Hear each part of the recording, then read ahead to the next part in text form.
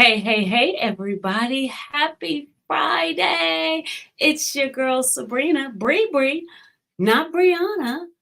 And I am here to welcome you to another edition of High Tea with D and Bree. I'm super excited, y'all. If I sound like I got caught off guard, I really am. Let me tell y'all why before I go any further. Y'all like and share. Like and share. Y'all know the routine. Come on in the room, like and share. So you all know I have been for the last couple weeks working in one of Dion's studio offices because she has several. And you know how like little kids, when they mama ain't around, you start going through their stuff. So I found a pair of Dion glasses and I figured I got my glasses. I'm gonna put these glasses on to see how I look in them. And baby, I almost had a stroke. Okay, and so I started laughing and then my eyes was crossing. So now I'm back and I'm gonna keep my hands to myself and I'm gonna stop touching other people's stuff as the Lord regrant my eyesight. So anyway, this is what they have to deal with the youngest Grace. They love it though. Happy Friday. I hope that your week has been amazing and that you've made it amazing on purpose. We survived another week. We are excited to welcome you to the last installment of our conversation on childhood trauma, family dysfunction, patterns, and cycles of abuse. And so tonight we are super, super, super excited to have this conversation with you. I hope that you're excited as well. Grab you some tea, grab you some tissue just in case, even though we plan to do some laughing tonight because laughter is medicine. And so we're going to heal, but get whatever you need to get comfortable. And while you're doing that, y'all don't let her get me in trouble, okay? I confess my sins one to another. Y'all protect me. I put everything back like it was. Welcome, my girl, the Grace. You play so much, so frequently. But what will we do in life, right? If we stay serious all the Oh time, my God. unalive, as the kids say in this particular dispensation. Hey y'all, hey, Hey, happy how are you? Friday. Listen, it is about to be lit. I'm excited about the conversation. I'm excited about the laughter that it will bring in spite of and regardless to. Listen, this is the part that I'm excited about. We survived all of it. May have some scars. Yes, but Oh my I'm goodness. still healed. It's wonderful. Listen, and not looking like what we've been through because your hair is cute. Thank you, girl. This is we gonna call her Rhonda. She cute. Rhonda She cute. cute. And if She anybody else got ready. you a good girlfriend for this weekend, I just left the shop and my sister did her absolute good work. Yeah, she Y'all got you right. post Yeah, them that pictures of y'all Friday sliding into the weekend look. right. We want to see. We hope that you all are doing your best to live life and to live it more abundantly. Abundantly, Anybody right? got to the more yet? You pursuing the more Listen, abundantly? more. If you're Absolutely. not pursuing more abundantly, what you doing? What you been Absolutely doing with nothing. your Listen, time? listen, I gotta do what I love to do. You Do it, know do I it, gotta do it. say hi to the people. Tracy, hey Tracy J. And then my honey is on deck tonight. Hey Ara S. Gory. Hey, Good brother, evening Pastor to Corey. our sister Aisha. We love you. Latoya, my sister, my other Grace, Dee Dee, Yes. Shalonda. Chantel Cotton is on deck with us tonight. Hey, woman of Hi, God. Chantel. Very, very, very good. And look, Aisha didn't switch to YouTube. Listen, whatever you got to do, y'all do us a solid. As we always ask, if you would do us a favor, like, share, invite somebody to the conversation. I Absolutely. assure you, it's going to be a blessing. I promise you. We're looking forward to having some real transparent conversation as always, in hopes to help people heal. That's our only goal every single time. Do me a favor, if you have not done so already, give us a shout out. Let us know where you're watching from, what city, what state.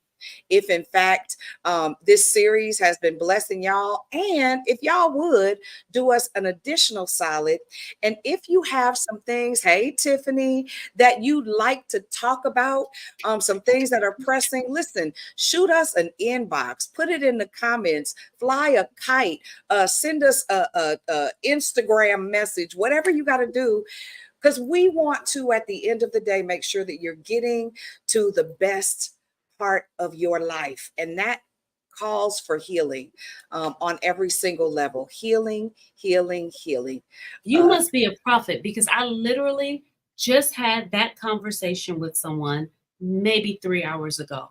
They understood that this is going to be the last of this series, and they posed the question, what y'all talking about next? And I was like, what you want us to talk about next? So yes, we're taking requests like the old school DJs. What y'all want to talk about? Right. Very good. Very good. Yeah. So listen, I have this thing about respecting people's time. You guys showed up, and so we want to honor that. We're not going to delay the time any longer. We're going to get into this conversation because it's one that deserves to be given the space and the grace to air out. Yeah. And so, Dion, without further ado, would you please welcome our guest to the platform? I will absolutely welcome our guest right after I give a huge shout out. Listen to Prophetess Tiffany Isabel. Listen, we adore you out here in the Bay. With your fly prophetic preaching self, all the way from Ocala, Florida. We love you. Glad to have you with us. Listen, I am honored. You know, I have this uncanny knack for pulling people out of corners, out of dark spaces that I believe are voices that need to be heard. People that sneak around and be great. You can't sneak around and be great around me. I met this lady by way of an amazing friend of mine. Just heard her sound, and you know me about how I hear. And I hear some things in her heart that I believe that the world absolutely needs to hear. I hear some things in her sound that I believe will release healing. Now, get this. She is not only a woman of God, but she is a life coach. She has her own coaching and consulting business. For those of you that are looking to go further, as David Burris would say, further, faster, it's called You Deserve It Life Coaching. And so, y'all, I'm excited to introduce her to our audience. I'm excited to introduce her to you all. And I would that you do me a solid and help me welcome Miss Davina Robinson. Listen, what do I say after that? My God. Hey, girl. Hey. Fabulous. Look, you and Tiffany Isabel, that's my sister. Y'all, I don't play with y'all. Y'all some beast in the spirit. So I am honored to be here with you guys. I'm very honored. That was a tall introduction, but amen. Amen. Right. I believe you'll stand up to it. I'm sorry. Go ahead, sis. No, I was just saying we are absolutely honored. I see our listening audience, they're welcoming you as well. And so we hope that you feel welcome. Thank you for having me. I am honored. Absolutely. So for the purpose of just your introduction and your bio, the details of your bio for our listening audience that are not familiar with you yet, would you tell us a little bit about yourself? You can say as little or as much as you would like. Well, I am a single mother to a 16-year-old who I adore. I am recently a corporate facilities manager in the corporate world, and I am also a co-founder of Dim Cali Girls Bible Book Club. And like Dion so graciously said, I am also a certified life coach. And I just like to have fun, live for Christ, and be practical, and just enjoy the people that I love. So that is a little bit about me. I love that. Very modest introduction. Are you a Bay Area native? Are you here in the Bay? Like, this is our first time meeting, so I don't know. Yes, so I am from the Bay Area. I have roots all over, but the majority of my family is from Oakland, California. I am newly back to California because I was in Georgia for a few years, which I miss it so much. But yes, I am from the Bay. All right. Well, welcome home. Right. So we've been talking about family pathology, patterns of codependency, cycles of abuse, rooted in childhood trauma. Last week, we took a deep dive into our ACEs scores. And for those of you that were with us last week, those of you that were not, ACEs stands for Adverse Childhood Experiences, a code word for childhood trauma. And we've been looking at over the last couple of weeks how those childhood traumas grow up with us and show up in us. And so I want to know, if you've been listening to the show, what have your thoughts been? What made you appropriate for today's panel? Like, how does this resonate, this topic, with you? So I am the poster child. Right. Brace yourself, right? Right. Definitely the poster child for this topic. And it really was just me, because I'm always, all on Dion's page. But and she had made a post and I was like, listen, I can talk about it. And from a healed place now, and a place of understanding. For so long, I didn't have the vocabulary to really acknowledge and understand what it was that I had gone through. And let me be clear, like it wasn't like a horrendously horrible childhood, but it was not a space to produce an emotionally mature adult. And so I often found myself having to go find it, whether that was in other women and other that could mother me, or men that, I wanted to feel loved and welcomed and understood and heard. And so just really trying to navigate, how do I become a mature, productive woman when I felt like for so long I was being a mother to my mother, and being the adult in my parental, dynamic. Yeah. Thank you for that. You said something that we touch on every time we come together, and that's the identification of trauma as anything that overwhelms your system. I think it's important for us to acknowledge that, because many of us have had adverse childhood experiences that didn't rise to the level of the police coming out. Nobody went to jail. CPS wasn't on our doorstep. And so people try to normalize it and excuse it. But if it overwhelmed us, if it stunted our emotional growth in any way, that was trauma. No doubt. Absolutely. And I think it's also important for us to acknowledge that now, because many of us at this big age, we're parents, we're grandparents. And we have the ability to inflict or to create environments where trauma can still happen and overwhelm the systems of our children, our grandchildren, our nieces and our nephews. And one of the things that we tell kids is, stop crying, suck it up. You all right? Ain't nothing wrong with you. I was traumatized, ma'am. Sir. Yeah. Right. Completely. Completely and utterly traumatized. You hear me? Right. But I'm just supposed to be quiet. Oh, okay. Right. And so one of the things that we do in this safe space is that we validate experiences. So if you felt overwhelmed, we honor the fact that you survived a trauma.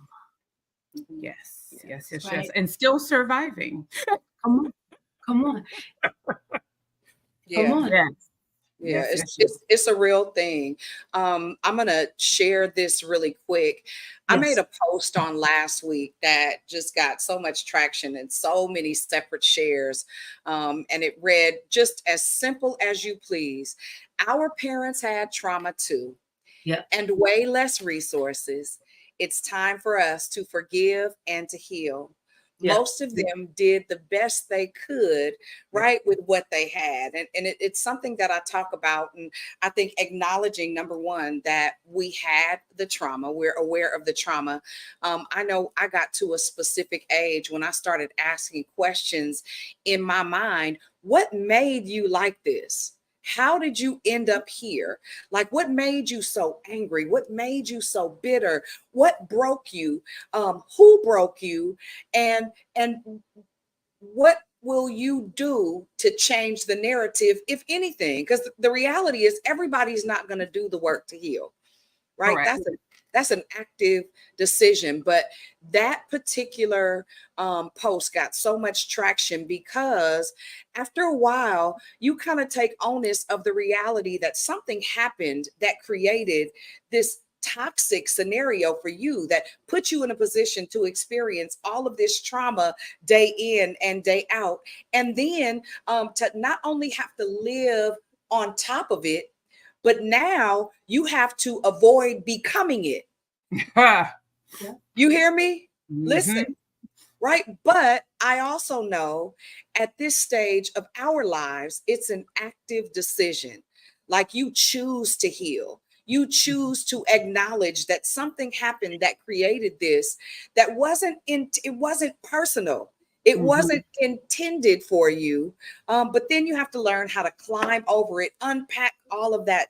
Not just the trauma, but now you got to unpack the pain that the trauma caused, even to get to a place where you can say something had to have happened to you for this to be the outcome. For sure.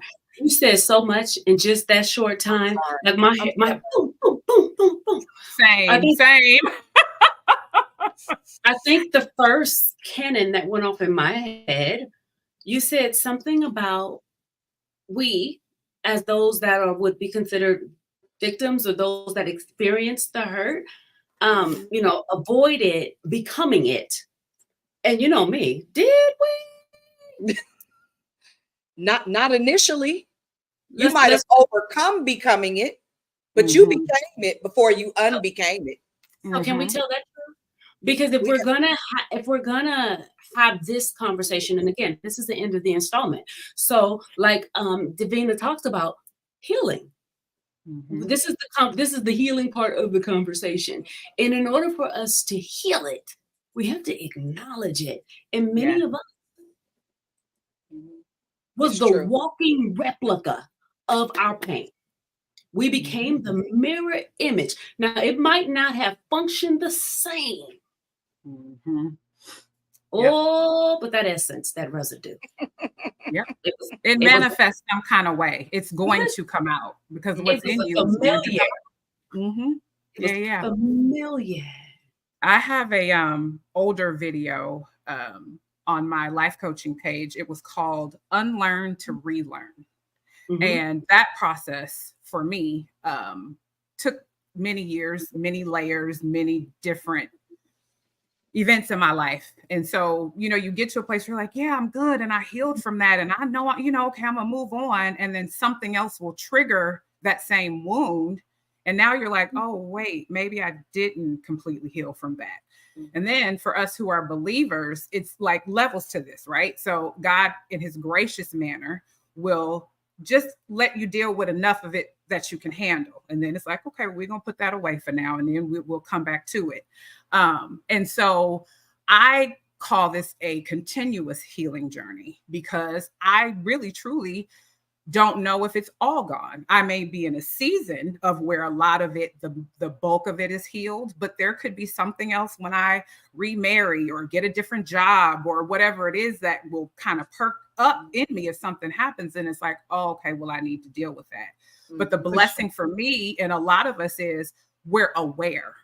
For sure. It's a dangerous space when you're not aware. For sure. And I concur. We often talk about it in this setting that healing happens in layers, just like trauma does, right? And so how do we gauge our healing? How do we gauge where we are? How much have we healed? How do you measure it? What's the barometer?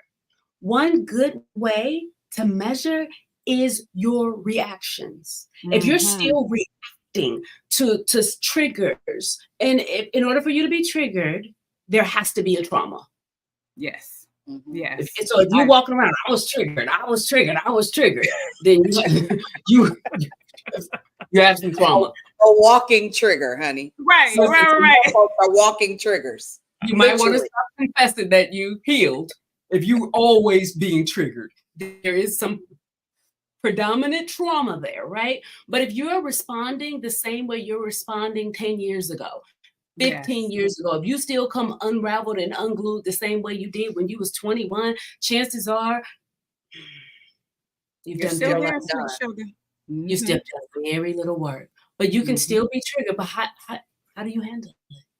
Yes. Well, I think go back to Jacqueline just restated it. How do you actually measure the level of healing? I think for me personally, one of my saving graces was that I wasn't always with my mother. Mm. That was an advantage. I thought that it was punishment. I thought that it was God being mean, but in fact, it was really him being gracious, Yes. right? It was really him covering me. It was really him protecting me. It was really him allowing me to see the differences in healthier, not healthiest, but healthier environments and atmospheres, and allowing me to be exposed to things that I would need to advance into my destiny way, way, way early. You know, I thought it was horrible. I thought it was awful. Go ahead. Go ahead, Bree. So fast. So can we just take a minute to shout out all of the people who played a vital role in our coming up and our childhood, the next door neighbor, the icy lady, the aunties, the big sisters that gave us respite from our trauma. Yes. Even if it was only a spend a night once every couple of weeks, that was respite. Listen. That was an example of God being kind. Hallelujah. Didn't recognize it then, but I recognize it now. Yes. Thank you. Very gracious, very gracious. I did not by any means recognize how kind and gracious God had actually been until I got about 25 or 26 years old, when I started to notice. I was like, all of this is off. All of this is backwards. And it still took years to come into a different understanding. It took years for God to be able to, as Psalms 119, 130 reads, the entrance of his word gives light and adds understanding. It wasn't until I started to pursue the light of God that he started to open the eyes of my understanding, and things began to change. Let me real quick shout out to Jacqueline. Shout out to Buffy. We are glad to have you. Shout out to Tiffany and to my Tangi Marie. Welcome, you guys. Thank you for joining the conversation and your relevant comments. Go ahead, Bree. Yes. So going back to Jacqueline, she asked that question. She restated the question: how do we measure our healing? So I gave out one barometer. We measure by our reaction, right? Here's a big one. And I think, if we don't throw out another one, we can hang our hat on this one. I measure healing, whether it's in a therapeutic setting, I'm with a patient, I'm with a client, I'm with myself in the mirror. I measure my level of healing by how I tell the story. Yes. If I'm still telling the story from a place of pain and degradation and woe is me and they did and they did and they did, I'm still in my trauma experience. Yes, that is a very true statement. I remember having a conversation many, many years ago, still earlier in my 20s, which, kind of still in them. But I remember telling a story, and my friend told me, she goes, "You're still hurt about that, aren't you?" And I said, "No." Well, that no right there tells you, yes, ma'am, you are. So one of my biggest statements is, I need to go sit with myself. I need to go sit with Davina and feel whatever that is, because that's the way that I confront it and address it. I am a firm believer that it's okay to sit in the pain, to deal with it and heal with it, just not to resonate and relish in it. And so I would sit with that feeling and go, oh no, you're still mad, you're still offended, you're still confused, you're still, and God gave me an early gift of discernment, not only in people, but even within myself, like the intuition of myself. And so I was like, you got to do something about that. And our family history, African Americans, therapy wasn't a big thing. That just became socially acceptable over the last couple, decade or so. So I went to therapy. I didn't tell anybody because I didn't want anybody to taint that experience. I needed that safe space to just say what I needed to say, because so often I could not. Because I was either, like you said, oh, hush, you are right. It ain't that serious. It didn't happen like that. Well, that was my experience. And it wasn't fair to me that I could not express what I was feeling. And literally 2 years ago is when I came up on a book through a friend of mine. And I was reading this book like, this is the word, this is the phrase, this is the action. Like, it was just like, just things just going all off. And it validated me, even in my big age of 40-some years old, of you weren't crazy. You did feel that. That did happen. You did not like that. So, you're right. But you have to do your work. My biggest thing is do your work, because if you don't, you just, you're going to live with it. Yes. And the work starts with telling ourselves the truth, right? Mm-hmm. And so some of us need to get rid of the statement, I ain't tripping, it's all good, I'm fine, I'm over, I'm fine, I'm past it. Mm-hmm. Like, true. You're not telling yourself the truth. So you're not even creating ground to begin to do your work. Right. We actually just had we're on a little sabbatical, but in our Bible book club, shout out to Tiff and Shonda. Those are the other Cali girls. We were talking about that. You cannot first of all, you can't go to God and ask him to heal, bless, address your facade. You have to go to him authentically, and he already knows. So why are we even playing the game of, oh God, I'm good, I have it all together, I'm perfectly saved, and given grace? No, I'm hecka mad. Like, this is furious. Your neighbors know, the people at the post office know, the last man that tried to talk to you know, the last woman you ghosted know. Everybody know but you. Right. So you cannot deal with, like you said, what you don't really, truthfully, what you mean. And I ain't talking about the person, you in the mirror. You're mean, you're short, you're, dismissive, you're whatever those things are. And a lot of the times I tell my clients, it's okay to acknowledge that, because culture has created this thing where you always got to be on and you always got to be perfect and you can't feel nothing. And when you show up, you better show up well. Sometimes when I show up, I don't want to do that. I don't want you to talk to me. I don't want to do none of that. Just, And in the moments, this may feel like a deviation, but let's just go ahead and start normalizing some stuff, because that's part of healing, right? The moment when you decide that you're not going to face it, you're not going to deal with it, you're just going to keep it moving, your body is keeping the score. Yep. Could it be that's why you constipated? Could it be that's why you can't sleep? Could it be that's why you're having some of the somatic experiences in your body? Because your body has kept a score of the trauma that you won't acknowledge. And so the continuous. It's not functioning well. Mm-hmm. Yep. It's never ending. Y'all, I gotta back us up just a little bit, because we talked about us becoming the inflictors of the pain, but we didn't go into it. And I don't know about any of you. Listen, I'm gonna back all the way up to number one, when I started to realize that something was wrong. What it did, I had an experience where my oldest uncle stopped speaking to my grandmother when I was 18 years old. Well, my grandmother was my protector, right? My grandmother was my safe haven in between pillar to post living, right? And in that process, I ended up cussing my uncle out for being disrespectful to my grandmother. And it's the first time at 18 years old I heard the voice of the Holy Spirit audibly. And he said, "You don't know what happened.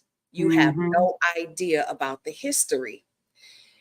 But what it did was it made me aware, number one, that Holy Spirit is loud and clear when you are open to hearing. And when you start asking the right questions, he will give you the right answers. Yes, he And will. then it started making me recall about the things, my mother being sent away, to my mother sending me away, to me getting to the point. I remember my oldest son was 18 months old.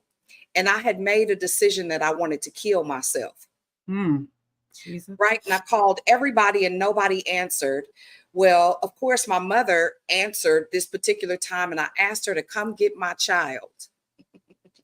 Well, in the midst of me attempting to kill myself, going through with the whole process, I'm hallucinating in my mind and I see cars running over my 18-month-old son that I had sent to be with my mother. That's deep. It pulled me into salvation very differently because I knew that the cars running over my son were the cars that were running me over through her mouth, through her actions, through her trauma, through her history. And then I started to think about my grandmother having a second grade education, being one of multiple children who was abused with different fathers. All the kids had different, and it made me start looking at the familial patterns. And it made me start asking myself, okay, what are you going to do different with this kid? And what it did was worked in the reverse, because now here I am overprotective to the degree of handicapping my children. Yes. Let's go there. We can't go there because you didn't say so much stuff. You could, first of all, give the people a minute. I'm the people. Good God Almighty, right? What you just outlined was the first step in this process of healing. And that is to sit with the capacity of the person who hurt you. Because the reality is we were all victimized by victims. Absolutely. Can I just say three words? I wrote down some notes. 3 words that define my life: balance, capacity, and boundaries. Yep. Very good. Yep. Capacity is huge when you're dealing with it, with people. Right? We say this all the time. Just like we can't give people what we don't have, the people that hurt us, even though they should have been able to give. Yep. They signed up for the job as if they were equipped, created situations. People can't give us what they don't have. Yes. And I will add, maybe she said we the people with a whole minute, right? Yeah. Maybe they didn't sign up for it. Because I'm gonna say something that a lot of people I don't think acknowledge. Sometimes we don't know until we know. People can tell you all the time, oh, well, you know, if you do this, you get this. And if you do that, you do this will happen. And oh, I can manage it. It'll be fine. But when you get in that thing and you experience all that the intricacies, I can't even say intricacies of that thing. Intricacy. Thank you. Couldn't get it out, tongue tied. But you feel it different. You understand it different. You walk from it different. Yeah. And that was also in that one video that I posted about, you know, giving grace, because they did what they could. Listen, that's a word. Grace. Giving grace to the fact that, hey, you know, like I just said earlier, therapy wasn't, first of all, it wasn't accessible to a lot of them. It wasn't a thing. You couldn't go and talk to certain people in your family because, oh, girl, same thing. You'll be all right. That generational, you got to suck it up. You got to keep moving. We don't have the space to talk about our feelings because we got to go to work for 17 hours just to put some beans in. Like, there's a lot of things that we have to live through. And like Dion said, there's a lot of things that we don't know. And some of the stuff we don't know because it ain't your business. It wasn't your business then, and it ain't your business now all for grace, Yes. right? And once we can Yes. sit with the capacity, Mm-hmm. then we can move into empathy. One of the things that I Yes. challenge my patients to do, first of all, we validate your trauma. That thing happened. Yep. And if Dr. Bree could fight them for you, I would, Mm-hmm. because it was wrong. Yep. We can hold the tension of that. Now, what I would like for you to do is to pretend that you were not related to this person. Pretend like this person didn't even hurt you. It was somebody else. But let's look at this person as a test subject. Let's walk through their story. And when every time we do that, I kid you not, they come away with a deeper level of empathy. Yes. Because the reality is, we were victimized by victims. Yeah. Yep. Yeah. Yep. Aisha just said something I want to bring attention to. I gave my mama so much grace. I wish she could give herself that same grace. That's probably my greatest heart for not just my mother, but my mother and my grandmother, right? It was always, my grandmother was went through a lot. Imagine having a second grade education. My grandmother paid cash for her house. My grandmother worked hard as the Dickens, but never out of the house. She was always with her children, but she didn't have a lot emotionally to give. She just did not. She couldn't give a good hug. I couldn't pay her to get a good hug. I couldn't pay her to be affectionate, but she was going to make sure you ate. She was going to make sure she told you about this Jesus that I'm grateful for. She was going to sit in that rocking chair and read that Bible and chuckle. She couldn't convey the message, but there were certain things that only she could have given me, right?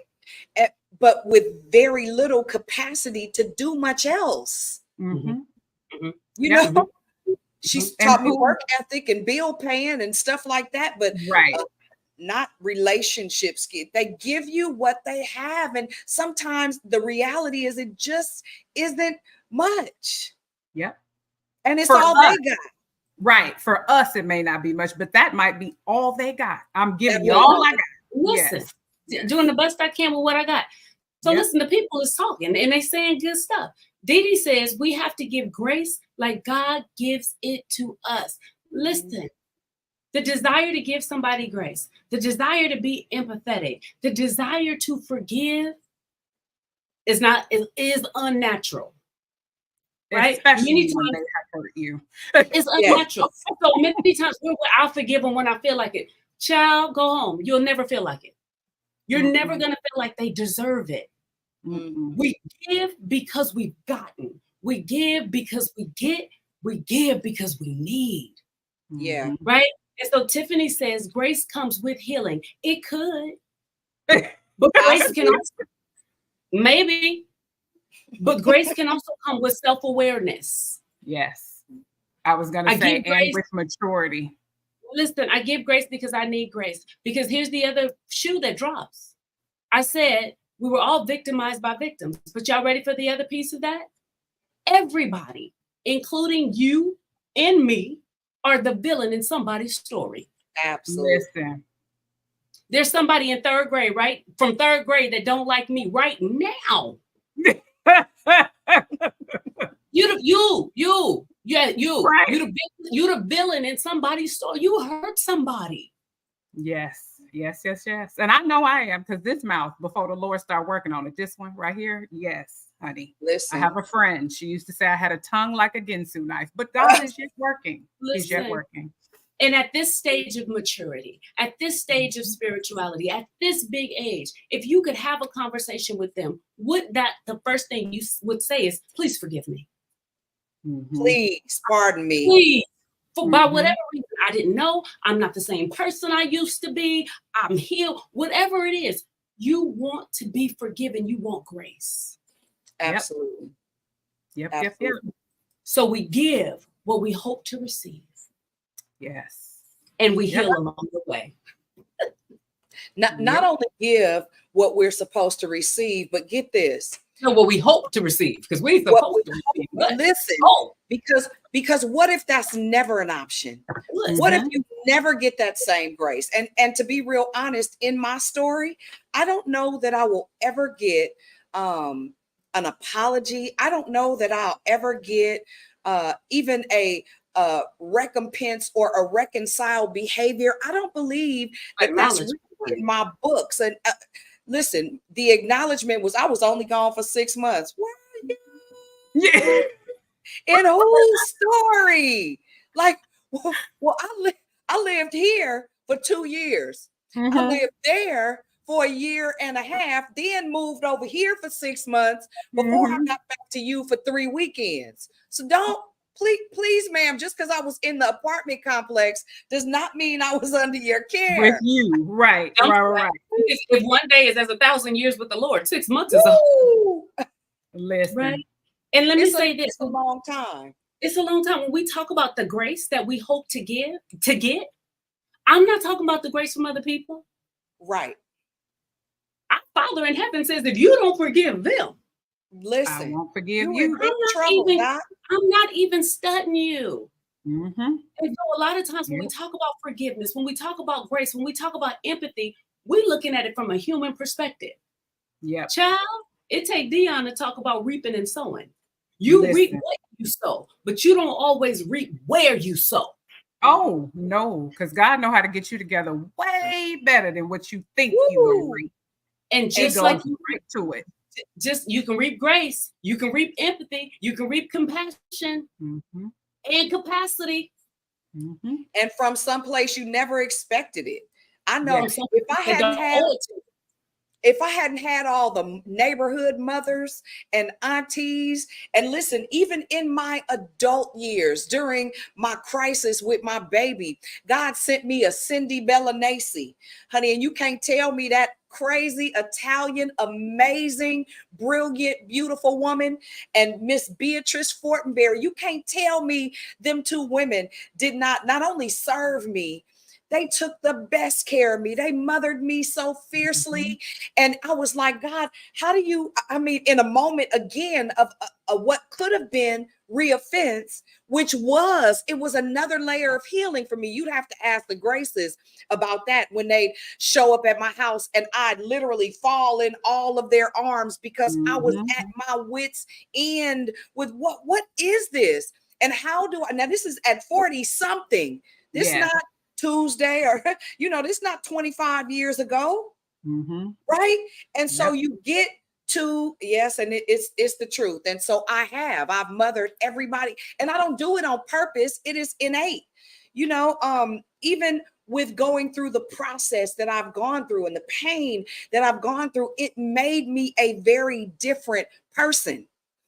Like all of it was today, I get it. It was necessary. It was good that I was afflicted. You hear me? Like my afflictions, as heavy as they've been, right? As traumatic as they've been. Listen, let me tell you what you do. You learn how to do this. You put your chin to your chest and move around. Listen, survey the room. Yep. Period. As opposed to being content and intent on holding people in offense. I don't have space to hold you in offense. Yeah, it's the because truth. had it not been for the grace, right? And so go back, let's cycle all the way back to how we started this story. How do I know when I'm healed? What does the healing process looks like? Sometimes it looks like taking a break from pointing the finger and say, you didn't, and because, to stand back and see the hand of grace, the hand of God, that kindness woven throughout your story. Yes. And just being grateful for that. Changing the perspective is huge. So many of us are looking to reap where we were offended. But the reality is you can't heal where you were hurt. So stop expecting the people to hurt you to heal you.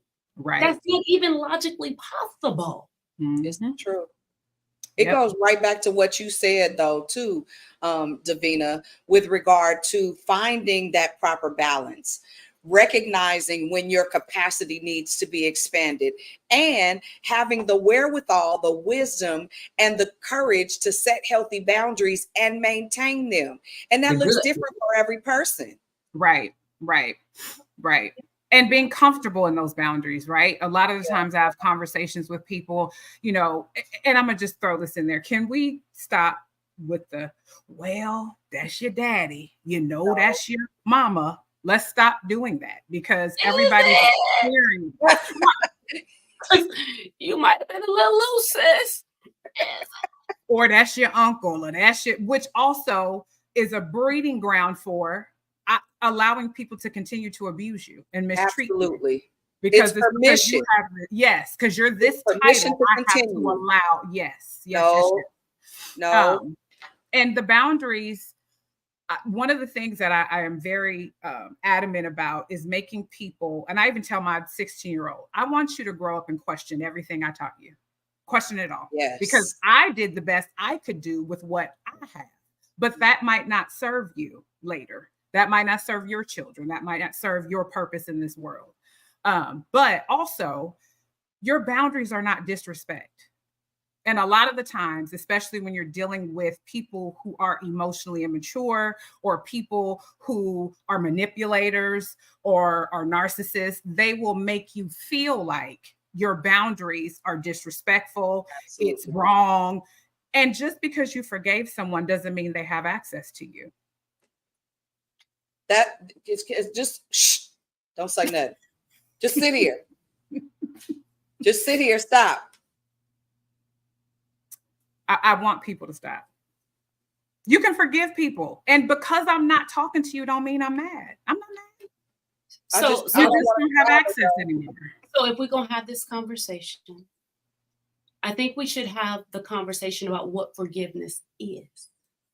Because many of us culturally and in our families and in the circles and spaces that we've been hurt and offended, we've been taught, and it's been reinforced, that forgiving and forgetting goes hand in hand. But how is that possible? I ain't Jesus. I'm just telling you. Okay, go ahead. Mentally, it's not possible. And even if I thought I could, my body keeps the score, which is why every time you walk past me, I get sick to my stomach. So how can I forget? That forgetting is not a part of forgiving. And many of us have been re-offended and hurt in cycles and patterns because we're forgiving, but we're doing it wrong. So some of us need to unlearn even how to forgive. It's true. So forgiving, first of all, isn't a feeling, it's a decision. Second of all, forgiving does not mean reconciliation or re-granted access. I don't have to do life with you. Right? Forgiveness should be incomplete without changed behavior. It's true. The Bible gives us permission to watch and pray. Listen, watch and pray. It's good. See how you move around. It's the truth. I'm not in a rush. It's the truth. Absolutely. And that's where boundaries come in. It's the whole truth. Even I'm going to give an example of something that I experienced. I had a family member that, when I was outside of my mother's care, molested me repeatedly. And now, mind you, during the course of this process, until I got big enough to defend myself, that's when the beginnings of me becoming angry, because I'm like, somebody was supposed to not allow this right here to happen. I remember becoming an adult, and at this point we had children, and something had transpired with their child, and their child was violated the same way that I was violated. And the question was posed to me. I am trying to figure out how to forgive this person for violating my child. And so my statement was, just do the same thing I did with you.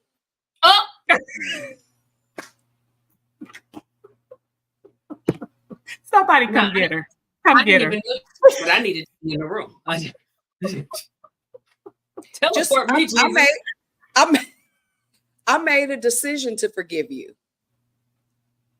right? And it's almost like sometimes, here's the thing, sometimes people need the rude awakening, right, of truth. Sometimes it's just cold hard truth, and you don't have to agree, but you can't tell me what my experience was. Correct. I made a decision to forgive you. Mm-hmm.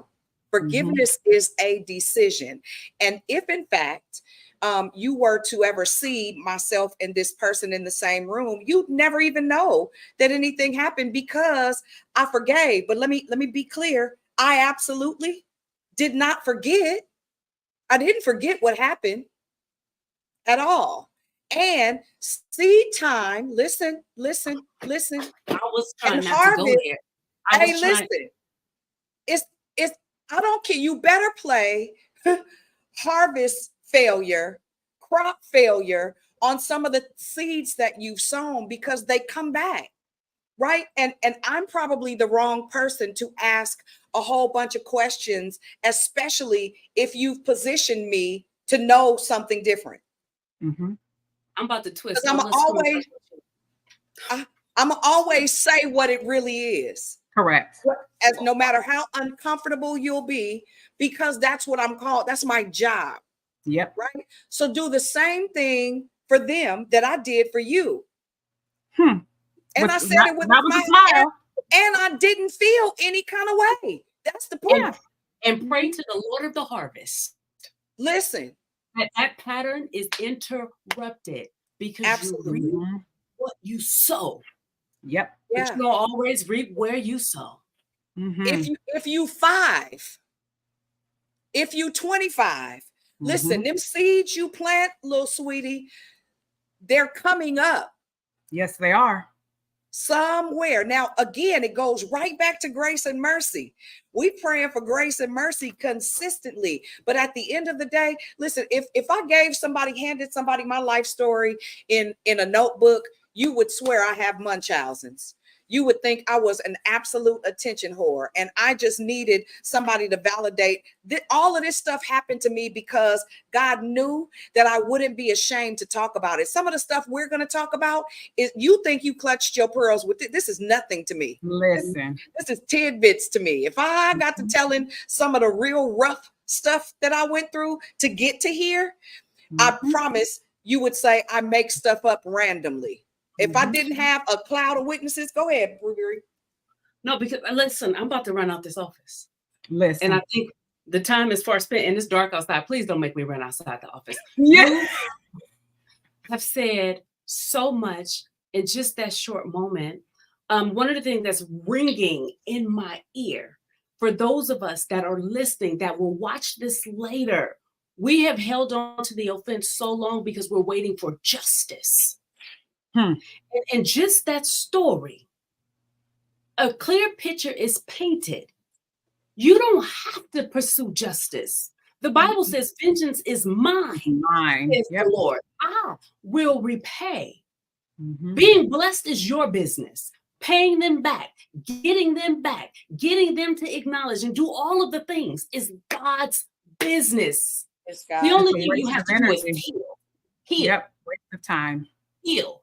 What happened to you, not your fault. Your healing, your responsibility. And a lot of us are on watch for something that is not even under our preview. I just want to see it happen. Child, you better be healed. Listen, let me tell you. Let me tell you one of the things I remember when I was married to Josiah's father. He was horrible. Honey, he was the worst. And I picked him. I mean, I handpicked him. You understand me? And that joker. And listen, I love him. I appreciate him. Listen, you, especially you, come over here. Right. Today we're absolutely fine. Not only have I forgiven him, he gave me what he had. But you got to know this. We attract what we are, not what we want. Yep. Rain, shine, sleet, or snow. So that stuff that happened with your mother or your grandmother or your father, listen, that trauma that you refuse to heal and you keep trying to figure out why you got an idiot magnet, I assure you, you're the idiot. You just haven't defined that moment yet. You still the foolish one. right? Because you made an active decision not to get well. You still attracting a bunch of garbage friends, garbage men, garbage belief systems, because you've not come to the conclusion that perhaps all of that did happen to me. It does not change that it's your responsibility to deal with the cycles, to deal with the trauma, to deal with the pattern, and get to a place where you can find balance, capacity, and boundaries. Otherwise, good luck. You're going to keep on attracting a bunch of garbage on every level. I'm not just talking about romantic. Yep. And many of us, we were cheated out of our childhoods. And those same many of us are cheating ourselves out of our adulthood. Listen. And I refuse to do it. I'm not gonna to live my good life. Okay. I'm not gonna. Every day. I'm not gonna. No. And it's unhealthy. Like you said earlier, Sabrina, it's unhealthy. And you wonder why, oh, well, got high blood pressure and my sugar, all these things. And it's like, because your insides are cancerous. Like you're eating yourself from the inside out. From the inside out with your nasty, unhealed heart. Correct. Unnecessary, unhealthy, and unnecessary. Here's a Dr. Bree question. We ain't had one in a minute. Let's just pause. As you ask yourself, am I contributing to my own emotional distress? Yeah. Listen. What role am I playing? But that would take a mature, healed person. Or somebody who's sick and tired and they want to be healed. Exhausted. I'm tired of feeling bad. I'm tired of hurting. I'm tired of people not wanting to be around me. I'm tired. Is it I? We could just look at the law of common denominators. It ain't everybody Large else. numbers. It will never, ever, always be everybody else. We call it walnut face. Every time I look at you, your face bunched up and your lips tight. What's wrong with you? Nothing. All the women can't be messy. All the women all the time. Every time. Everybody. Always everybody else. It can't be. And everybody telling the same story about who you show up as. It's your nasty heart. It can't be. It's your brokenness. And it's imperative that you deal with that. It's true. Because I think it was the first episode of the series, I remember Nikki talking about the cost of that trauma, the cost that you pay.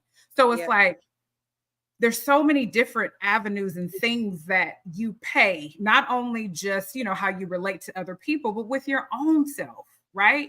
Like I had to come to the conclusion, no, you have a problem with trusting people that ain't even ever did nothing to you, because the people that I tried to trust and should have been able to trust over and over and over again let me down. So now ain't nobody getting in here. Like it's just not, even if you blink wrong, what is that?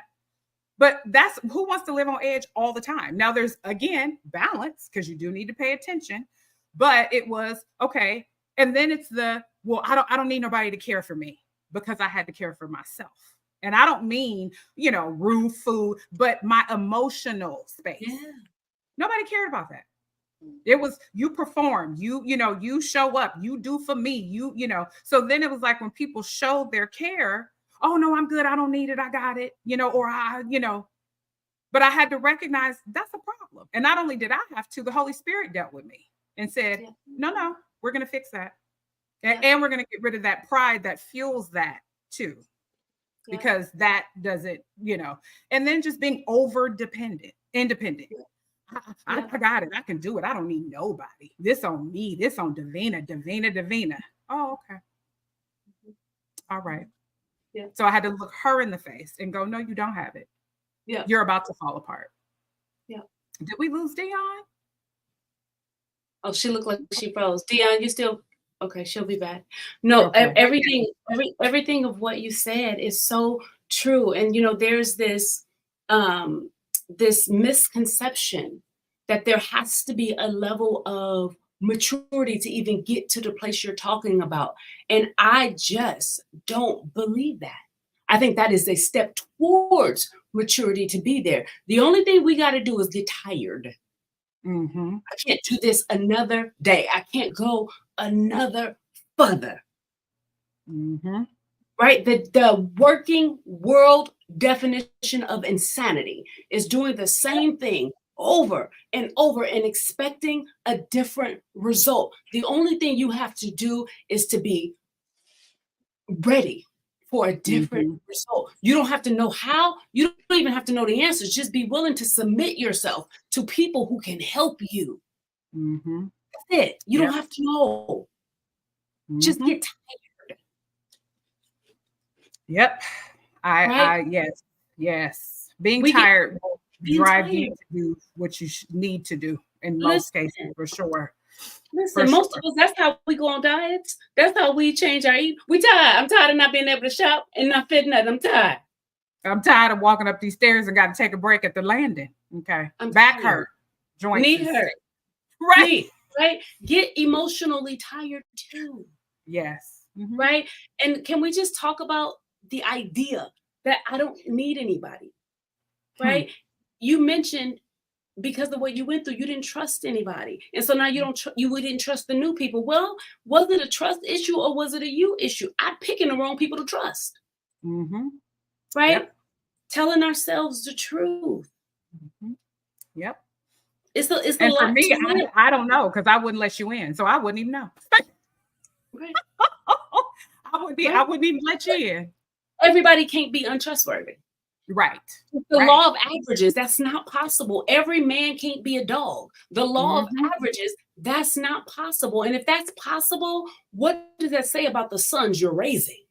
Ooh, Some of Jesus. us need to change our language and change Yes. our confessions. Yes. I don't care Yes. if there was just one more good man in the world. I need it to be at least one.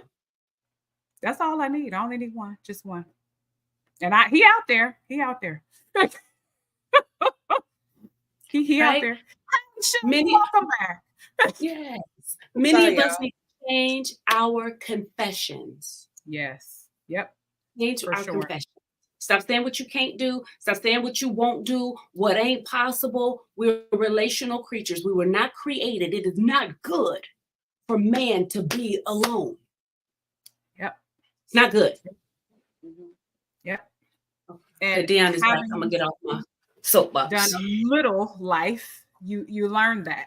You learn and then also coming from a single parent home, you have that, right? Too, like, I'm a, That's the devil. Listen, But that's a whole nother conversation. My first marriage did, now he was a lot, but I didn't know how to be married because I didn't see it. It wasn't modeled. I wasn't taught that, and didn't know how to relate because I wasn't relating to the person I was supposed to be. I mean, just all the things, right? But those are costs that come with that trauma. It's true. And I want to say really quickly, I want to go back to the part where, Dion, you acknowledged the people who stood in proxy for the things that we didn't have. I know that I probably wore a whole bunch of people's houses out because I was. I know I did. Can I spend the night? Can I come over?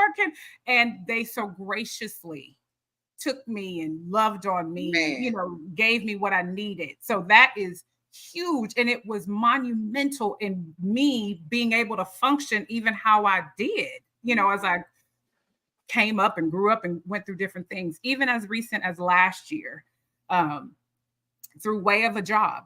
I literally, she was the mother, the friend, the auntie rolled up all in one, and caring about me and my child. And we hadn't but seen each other one time in person. But she was all of those things in that season. So I really want to harp on that and honor those people because it is necessary. It is. They are an extension of God's love. Yes. Yes. Yep. And I'm so happy that you said, even to this day, Dion even pointed out, we are still, if you would just look at your life for just a moment, you're still a recipient of grace in places that were not warranted. I think about myself. I did a speaking event the other night, and I said that because of my childhood trauma, I've been working full time since the age of 15. And when I say full time, I mean 40 hours a week. Me too. Since I was 15 years old, right?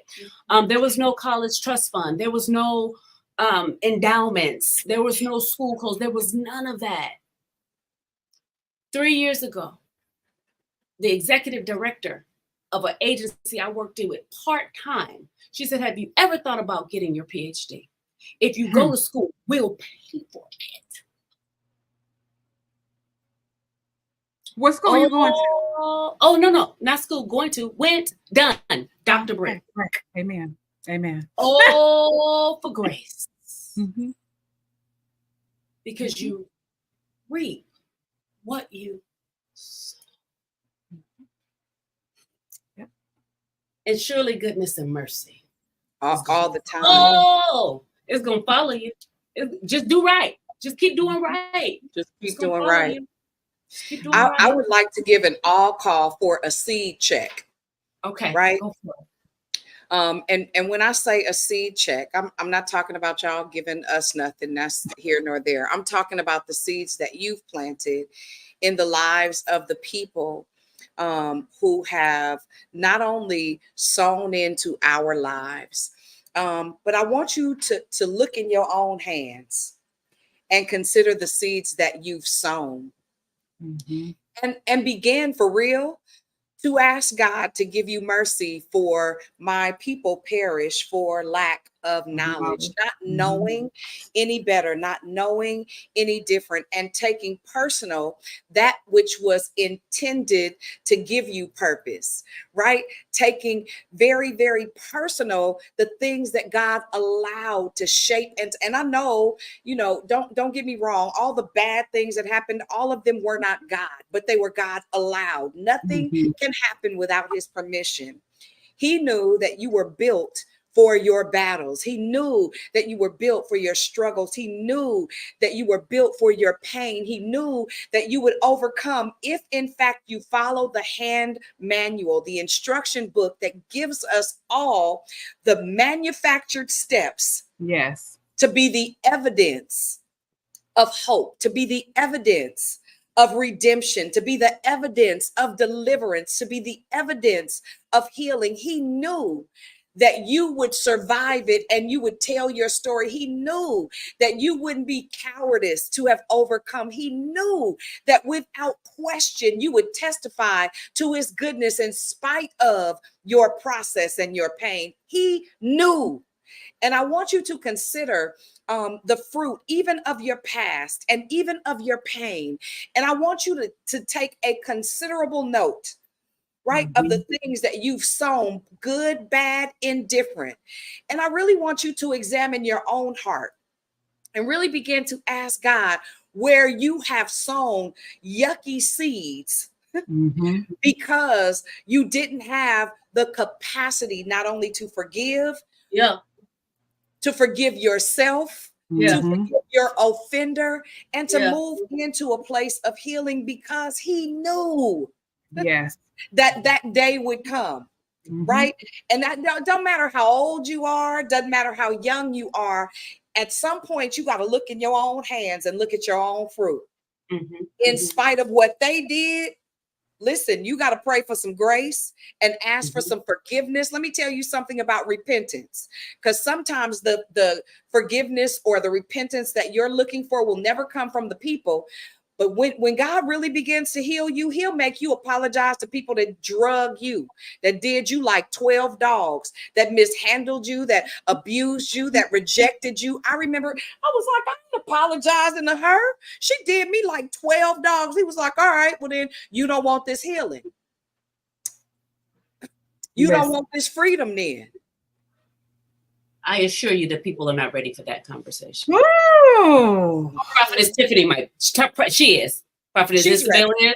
The rest of the people's not ready for that. No. That's grown people stuff. Listen. You said he, capital H-E, knew that we would. And I would say it. He knew that we have the capacity to. The capacity. He Come knew on. There's that because word he again. equipped us with the capacity. Now, what we do with the capacity becomes our free will choice. Yep. Come on. Period. Yep. He knew because he equipped us with the capacity. What you do with the capacity is your business. And you will have that fruit as well. Yes. It's a real Farmers thing. market is now open. There's the nice, pretty, firm fruit, the rotten one, the not so, or the low hanging. Low hanging. Yeah, low hanging. Yeah, that's easily obtained. That fruit that's on the ground that already got bugs in it, because that's what some of us are, for real. That's what some of us accept. Yes, it's true. It's true. It's very but there's still time to make a different decision. I'm a witness. I was just thinking about my dating life and all the low hanging fruit, but the Lord. Listen. But Jesus. He redeemed it. He redeemed it. He redeemed the fruit. There's still time. If you're on this live, there's still time. There is. Still Be time. encouraged. Be encouraged, but get to work. Be encouraged, but get to work. Do this work though. Yeah. Do this work. But this is where we put the plug in. You can have Jesus and a therapist. Yes. Yeah. Absolutely. And it's worth it to invest in a therapist. And a life coach. And a life coach. Listen, it's a real thing. Yeah. It's a real thing. Yeah. Some of us have been doing life with our same circle, and we have the definition of insanity, right? And so I'm not going to say that's not serving you, the circle that is costing you promise, the circle that is costing you purpose. But there is always, as Prophetess Isabel said, there is Jesus and therapy. Listen, and at the end of the day, we promised that we were going to do a couple of different things during this series. Last week, we shared the pain of my inheritance. The week before that, we shared the 12 steps to codependency. And this week, Davina introduced a book called Adult Children of Emotionally Immature Parents. Now, you may believe that you're fully healed. You may believe that you are now trauma-free, but I want to suggest to you, and I'll share just what the book itself looks like. I also shared the link. These are the 3 recommendations that we've made over the past 3 weeks. All 3 of them. I have not read Adult Children of Emotionally Immature Parents yet, because I just heard about it the other day. But The Pain of My Inheritance is written by your own Dr. Sabrina Robertson, and the author of the Codependence Guide to the 12 Steps. Her name is Melody Beatty. I will share all of those links in the comments. You're more than welcome to order them. We're not just going to get healed. We're going to get better and help others heal. And some of the tools and resources that we've used, not only as healing are a result of healing, Dr. Sabrina Robertson.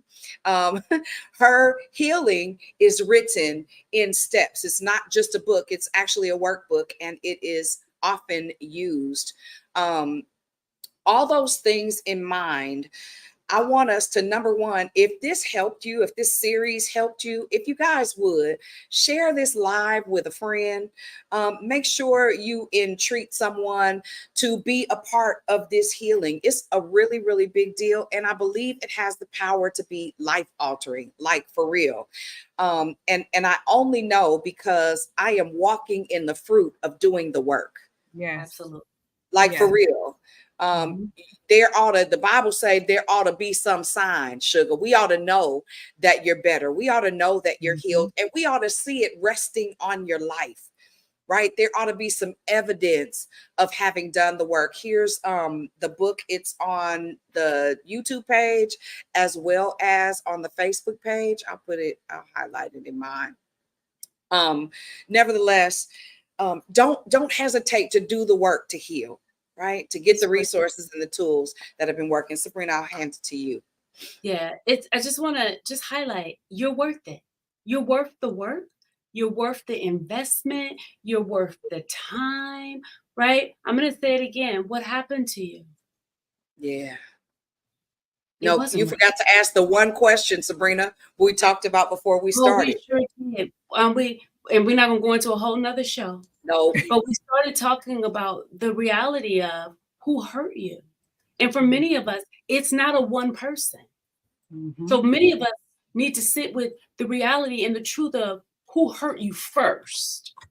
Yep. Because as we talk about addressing our trauma, we're trying to address trauma that happened yesterday when we haven't addressed the ones from last year, the year before that, and the year before 25 that. years ago, right? when you were 6.